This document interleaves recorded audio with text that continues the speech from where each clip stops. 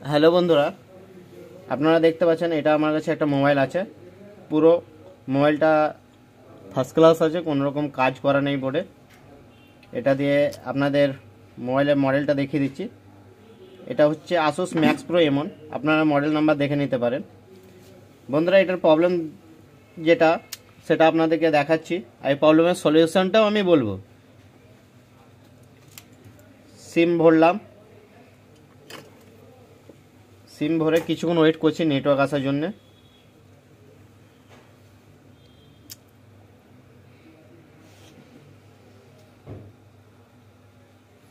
আমাদের নেটওয়ার্ক চলে এসছে, ভোল্টেজ চলে এসছে। এবার কল লাগাবো। বন্ধুরা, এটা প্রবলেমটা দেখুন, কল লাগাচ্ছি, ঠিক আছে। কল লাগানোর পর কোনো রকম টাচে কাজ করছে না, কল কাটছেও না। আমরা যদি পাওয়ার প্রেস করে আবার করি, কোনো রকম কাজ করছে না, ঠিক আছে। তো এই প্রবলেমের সলিউশন আমার কাছে আছে। আমি সলিউশন তাদেরকেই দেবো যারা আমাকে কমেন্ট করবে, যারা ভিডিওতে লাইক করবে, সাবস্ক্রাইব করবে। আমি এই মোবাইলের প্রবলেমটা আমি সলিউশন বলে দেবো। আর দ্বিতীয়ত কথা, এরকম ধরনের মোবাইলের যদি প্রবলেম হয়, কল লাগানোর পর কোনো রকম টাচে যদি কাজ না করে, সে প্রবলেমটা কোথা থেকে হচ্ছে সেটাও আমি জানিয়ে দেবো। তো এই প্রবলেমটা আমি সলিউশন আপনাদেরকে জানাবো, ঠিক আছে। কমেন্ট করলে আমি কমেন্টেই আপনাদেরকে বলে দেবো। স্টার্ট তো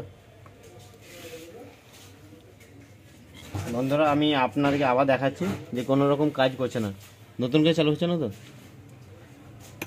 একটা প্রবলেমের সলিউশন আমি বলে দেবো আপনাদেরকে, কমেন্ট করলে জানিয়ে দেবো।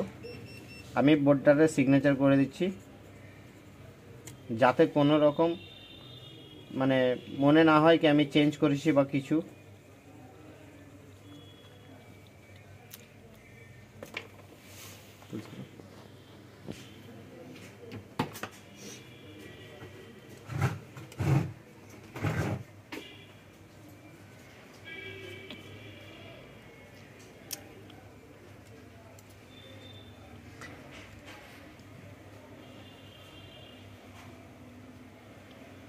তো বন্ধুরা দেখে নিন, আমি আবার কল লাগাচ্ছি।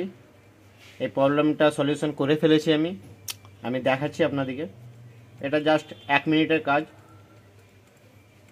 আপনার কল লাগিয়েও টাচে কাজ করতে লাগবে।